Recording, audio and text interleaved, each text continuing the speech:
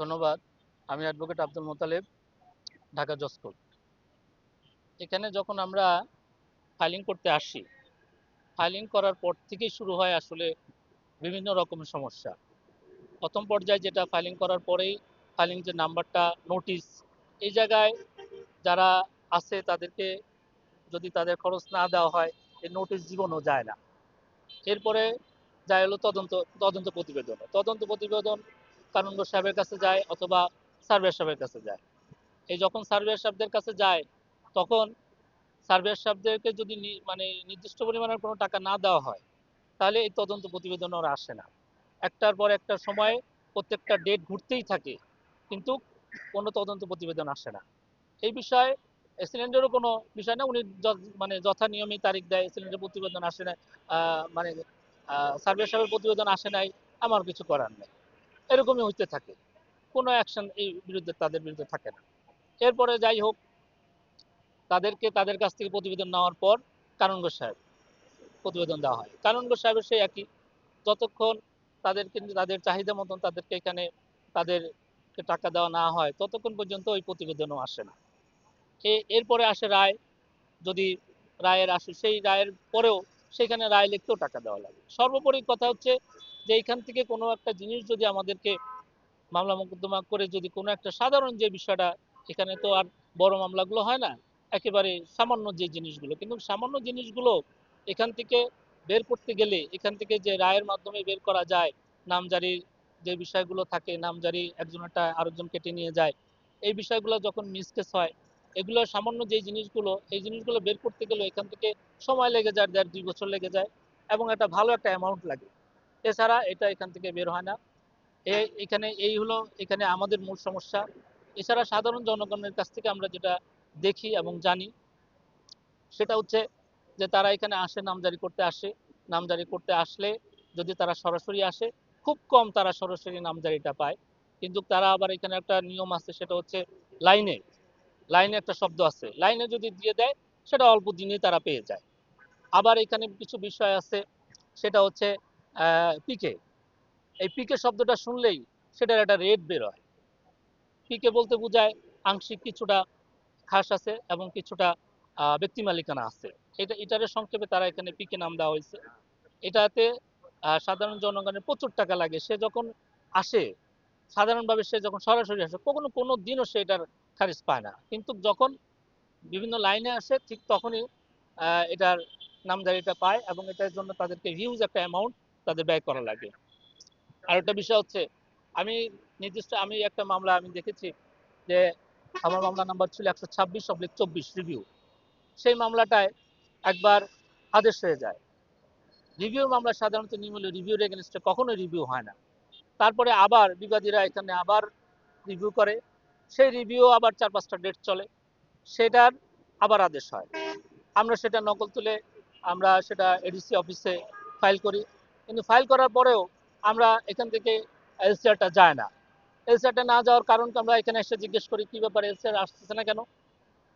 ACR ওখান থেকে ADC call করার পরে এডিসি এখান থেকে এসিআর যায় না। তখন শুনি যে আবার এটাকে মামলাটা আবার চলমান হয়েছে।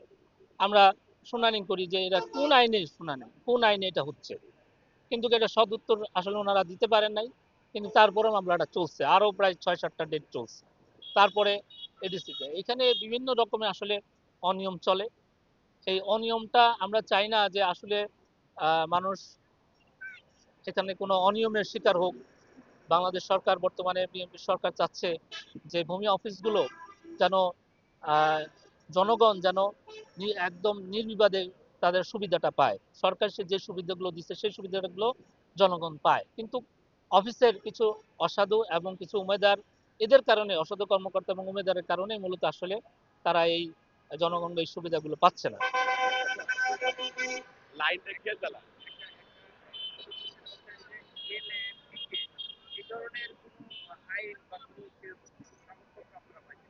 এলের যে বিষয়টা আর পিকে যে বিষয়টা, এটা তো আসলে কাগজপত্রে একটা একই দাগে কিছু অংশ সরকারের থাকে আর কিছু অংশ থাকে জনগণের।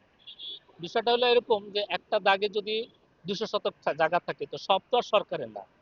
ব্যক্তি মালিকানা আছে, ব্যক্তির নামে পর্চা হয়েছে, সেখানে এসেতে একটা অংশ গেছে সরকারের পক্ষে বা কোনো একটা রাষ্ট্র প্রতিষ্ঠানের কাছে গেছে, আর বাদবাকি আছে সরকারের নাম, জনগণের নামে। তো জনগণের নামে যেটা সিএসএ আছে, যেটা এসএতে আছে, যেটা আরএসএ আছে, সেটা বিআরএস আছে, সেটা পিকে বা সেটা এলে বলে তো কোনো লাভ নাই। কারণ এটার খারিজ খাজনা খারিজ হয়েছে, এসএ খারিজ আছে, আরএস খারিজ আছে, বিআরএস সে খাজনা দিচ্ছে। তারপরে যখন ওই জায়গাটা বিক্রি হচ্ছে, সেই এসএটা টান দিয়ে বলতেছে যে ওই জায়গাটা ছিল এসএ, এলে আছে, অথবা সেটা পিকেতে আছে, পাট খাসে আছে। কিন্তু এটা বললে তো কোনো লাভ নাই। এটা শুধুমাত্র আসলে তাদের ডিমান্ডটা বাড়ানোর জন্যই মূলত এসব বলা হয়। এগুলো আসলে কোনো যেসব যুক্তি উপস্থাপন করে, এগুলো কোনো বৈধ কোনো যুক্তি না, শুধুমাত্র এটা একটা বিগ অ্যামাউন্ট নেওয়ার জন্য মূলত এই কথাগুলো বলে তারা। এটা লাইন মেনটেন করার জন্য বলতে এখানে উমেদাররা আছে, অনেকগুলো উমেদার আছে।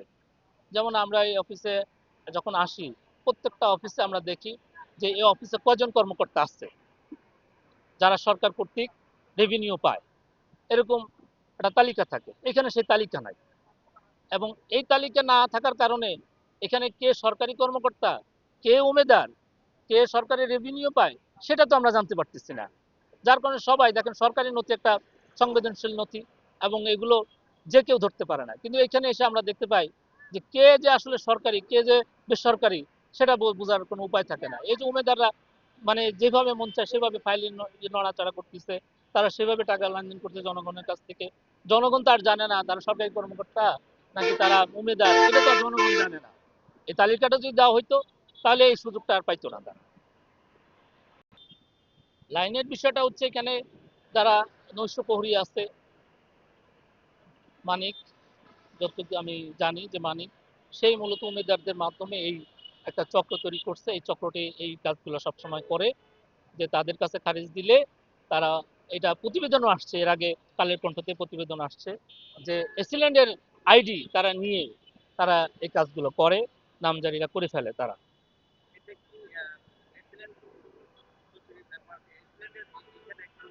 এসিল্যান্ডের তো এখানে সতর্কতা হওয়া প্রয়োজন, কারণ তার আইডি আরেকজনের কাছে কেন থাকবে?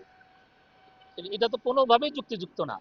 প্রেসিডেন্টের আইডি, এটার পাসওয়ার্ড আছে, এই পাসওয়ার্ডটা যদি উনি কোনো দায়িত্ব কাজে যায়, কারো কাছে দেয়, সেটা তো আর ওনার পরবর্তীতে আছে কানুনগো, কানুনগো সাহেব পাবে। এটা তো আর কোনো দারোয়ান পাবে না, নাইট গার্ড পাবে না। এটা পাইলে কানুনগো পাবে, এবং এটা নির্দিষ্ট টাইম এবং নির্দিষ্ট কাজের জন্য তিনি এই আইডিটা তাকে দিতে পারে। সরকারি কর্মকাণ্ডে সে বিভিন্ন কাজে ব্যস্ত থাকতে পারে, সেই জন্য তার কাজটা যেন সেই সময় কন্টিনিউ থাকে, সেই জন্য সে দিতে পারে। কিন্তু এটা তো একটা সময় এবং কাজটা নির্দিষ্ট করার জন্য। কিন্তু একেবারে যদি ঢালাওভাবে এটা ইয়ার কাছে থাকে, নাইট গার্ডের কাছে থাকে, তাহলে তো এটা বলতে হবে যে না, সিলিন্ডার ওইটার সাথে এটা অজানা না। সিলিন্ডার জনগণের স্বার্থে আমরা চাচ্ছি যে বর্তমান বাংলাদেশে বিএনপি সরকার আছে, বাংলা এর আগের জন্য প্রতিমন্ত্রী এখানে উইদাউট প্রোটোকলে এখানে আসছে। তারা চাচ্ছে যে এই যে ভূমির সেকশনটা, এই ভূমি সেকশনটা চাচ্ছে যে একেবারে যাতে দুর্নীতি মুক্ত থাকুক।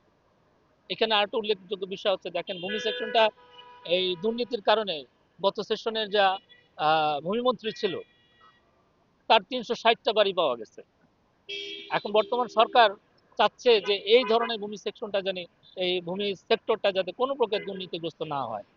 সরকার আন্তরিক আছে, সেই সাথে যদি সরকারি কর্মকর্তারা যদি আন্তরিক থাকে, তাহলে সাধারণ জনগণ, যে সাধারণ জনগণের টাকায় তাদের বেতন হয়, তাদের ভোগবিলাস হয়, সেই সাধারণ জনগণ তারা এখান থেকে সুষ্ঠু সমাধান পাবে এবং সুষ্ঠু তারা বিচার পাবে।